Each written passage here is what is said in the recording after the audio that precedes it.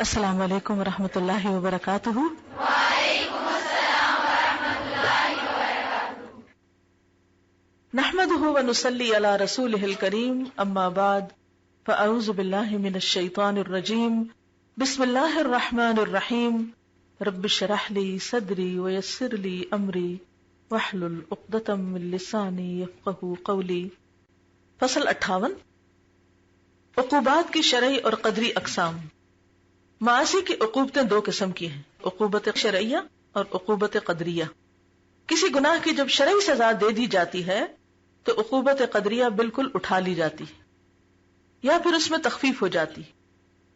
پروردگار عالم کسی کو ہر دو قسم کی سزا نہیں دیتا، البتہ شرعی عقوبت، شرعی سزا گناہ کے موجبات کے لیے کافی نہ ہو اور مرض معصیت پوری طرح دور نہ ہو تو قدری سزا بھی دی جاتی ہے۔ جن معاصی میں عقوبات شرعیہ معطل ہے، معطل کا کیا مطلب؟ معطل کیا ہوتا ہے؟ غیر مؤثر، اور شارع نے کوئی شرعی سزا مقرر نہیں کی، وہاں صرف عقوبات قدریہ جاری ہوں گی، اور بعض اوقات عقوبات قدریہ عقوبات شرعیہ سے زیادہ سخت اور وزنی ہوا کرتی، بعض اوقات اس سے بھی کم ہوتی، لیکن یہ ضرور ہے کہ عقوبات قدریہ عام اور ہمہ گیر ہوا کرتی ہیں، قوموں اور ملکوں کو گھیر لیتی ہیں۔ یعنی جو بڑی سزائیں آتی ہیں، جیسے قوم لوط پر کیا آئی تھی، ایک ایک بندے کو نہیں سزا الگ الگ، حد نہیں جاری تھی، بلکہ کیا ہوا جی۔ عقوبات شرعیہ عاصی اور مجرم کی ذات تک ہی محدود ہوتی ہیں، کیونکہ پروردگار عالم شرعی سزا اسی کو دیتا ہے جس نے جرم کیا یا اس جرم کا سبب اور موجب بنا۔ لیکن عقوبت قدریہ کا حال اور ہے، یہ عوام اور خواص تمام کو گھیر لیتی ہیں، جیسے کوئی زلزلہ آتا ہے یا کوئی طوفان وغیرہ۔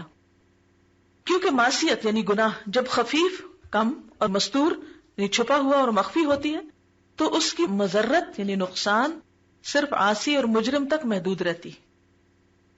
کیا ہوتا ہے؟ تو پھر کیا ہوتا ہے؟ صرف مجرم تک رہتا ہے، اور جب علانیہ معصیت کا ارتکاب ہونے لگے تو خواص اور عوام تمام کے لیے مضرت رساں بن جاتی ہے۔ یعنی جب تک برائی چھپ کے کی جاتی ہے صرف اس کو نقصان دیتی ہے جس نے کی ہو، لیکن جب وہ کیا کرتا ہے، عام ہو جاتی ہے، تو صرف اس کو نہیں بلکہ باقی دیکھنے والے، پورا معاشرہ بگڑ جاتا ہے۔ لوگ منکر کو دیکھیں اور اس سے انکار نہ کریں، روکنے کی کوشش نہ کریں، تو خوف ہے کہ اللہ تعالیٰ اس منکر و معصیت کی سزا میں خواص و عوام سب کو شامل کر دے۔ شرعی عقوبتیں جیسا کہ عرض کیا گیا ہے، اللہ تعالیٰ نے جنایات اور جرائم کے مفاسد اور طبعی تقاضوں کی مقدار کے مطابق مشروع فرمائی ہیں۔ یہ شرعی عقوبات اللہ تعالیٰ نے 3 قسم کی مشروع فرمائی، 3 قسم کی سزائیں ہیں۔ قتل کی سزا، ہاتھ کاٹنے کی سزا اور کوڑے لگانے کی سزا، ٹھیک ہے؟ ایک میں جان جاتی ہے اور ایک میں جسم کا ایک حصہ جاتا ہے اور ایک میں پورے جسم کو المناک کیا جاتا ہے۔ قتل کی سزا کفر اور قریب بکفر جرم کے بدلے میں مشروع ہوئی ہے، مثلا زنا، لواطت وغیرہ۔ کفر سے دین و مذہب فاسد اور برباد ہو جاتا ہے، یعنی جو شخص جان بوجھ کے نماز چھوڑتا ہے اس سے کیا ہوتا ہے؟ دین برباد ہوتا ہے۔ اور زنا اور لواطت سے نوع انسانی تباہ و برباد ہو جاتی۔ اسی نکتے کی بنا پر امام احمد بن حنبل نے فرمایا ہے، لا اعلم بعد القتل ذنبا اعظم من الزنا، قتل کے گناہ کے بعد زنا سے بڑا کوئی گناہ میں نہیں جانتا۔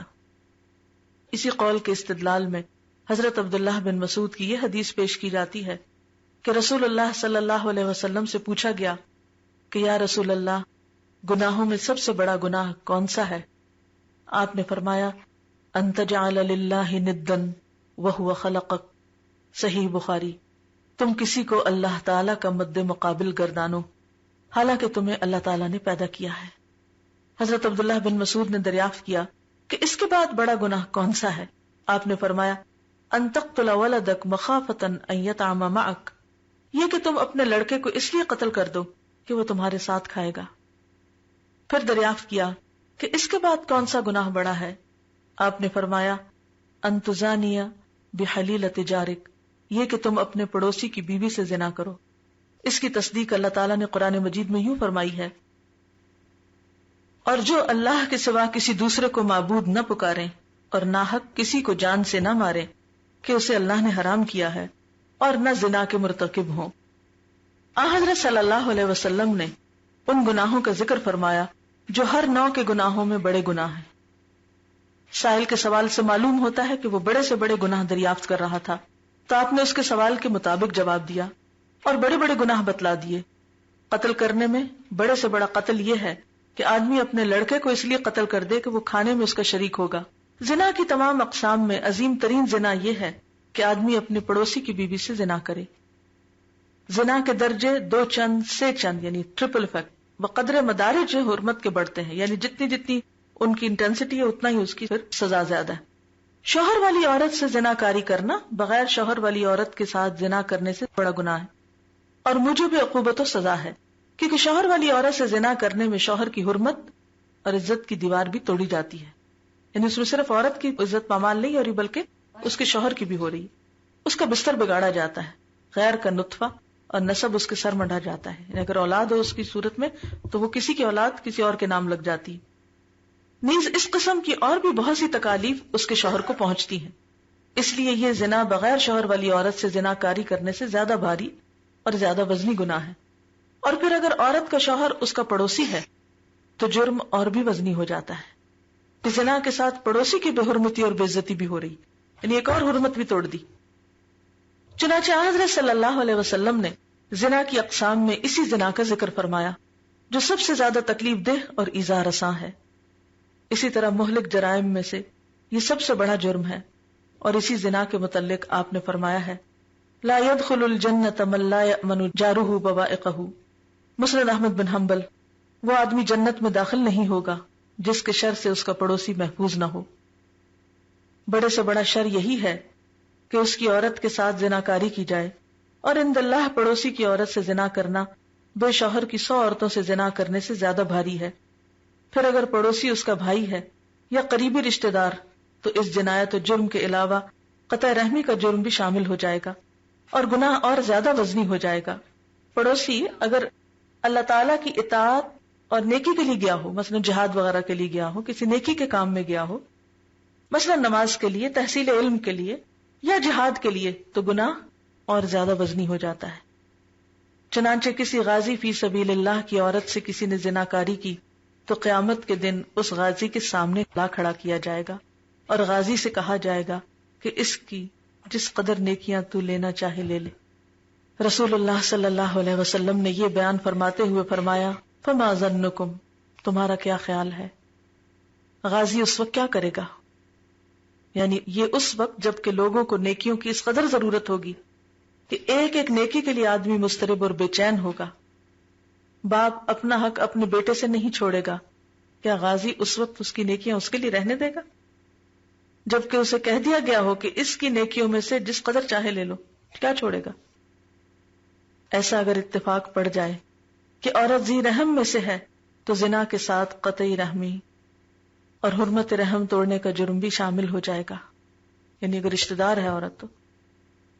کہیں اتفاق ہو کہ آدمی محسن بیوی والا ہے تو جرم اس سے زیادہ وزنی ہو جائے گا، یعنی عورت جو ہے وہ پاک باز ہے اور پھر اس سے کسی نے زیادتی کی تو جرم اور بھی بڑا۔ زانی بوڑھا ہے تو یہ بھاری سے بھاری جرم ہو جائے گا۔ شیخ یعنی بوڑھا، زانی تو ان 3 قسم کے لوگوں میں سے ایک ہے جن کے متعلق وارد ہے کہ قیامت کے دن اللہ تعالیٰ ان سے کلام نہیں کرے گا، اس کے متعلق سخت سے سخت عذاب کی وعید وارد ہوئی ہے۔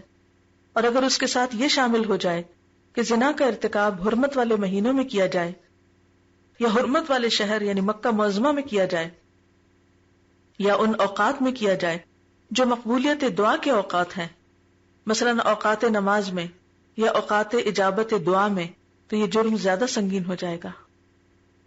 اسی پر گناہوں اور گناہوں کے مفاسد، جنایات، جرائم اور ان کی عقوبتوں اور سزاؤں کے درجات اور مراتب کو قیاس کر لیجئے، واللہ المستعان۔ تو اس سے کیا بات پتہ چلتی ہے؟ صرف یہ نہیں کہ زنا کی سزا کچھ کوڑے ہے، بلکہ جس قسم کا زنا ہوگا اسی قسم کی سزا ہوگی، ٹھیک ہے نا؟ مجھے تو یہ سمجھ میں آ رہا ہے کہ جس کا حق جتنا بڑا ہوتا ہے، جس کا احسان جتنا زیادہ ہوتا ہے، اس کے ساتھ زیادتی اتنا ہی بڑا گناہ ہوتا ہے، اور جس چیز کی حرمت جتنی زیادہ ہوتی اس کی پامالی بھی اتنا ہی بڑا گناہ ہوتا ہے۔ اب مثلا ایک عام انسان کی غیبت کرنا کیا ہوتا ہے؟ جرم ہے، لیکن ماں باپ کی کرنا اس شخص کی کرنا جس نے آپ پر احسان کیا ہو. یعنی درجے ہیں نا، ہر گناہ کے درجے. کسی عام انسان کو ستانا، اس کو مارنا اور ماں باپ کو مارنا برابر ہے. لیکن کئی لوگ ایسا بھی کرتے ہیں، دھکے دیتے ہیں، گھر سے نکال دیتے ہیں، مارتے پیٹتے ہیں، کئی کچھ کرتے ہیں.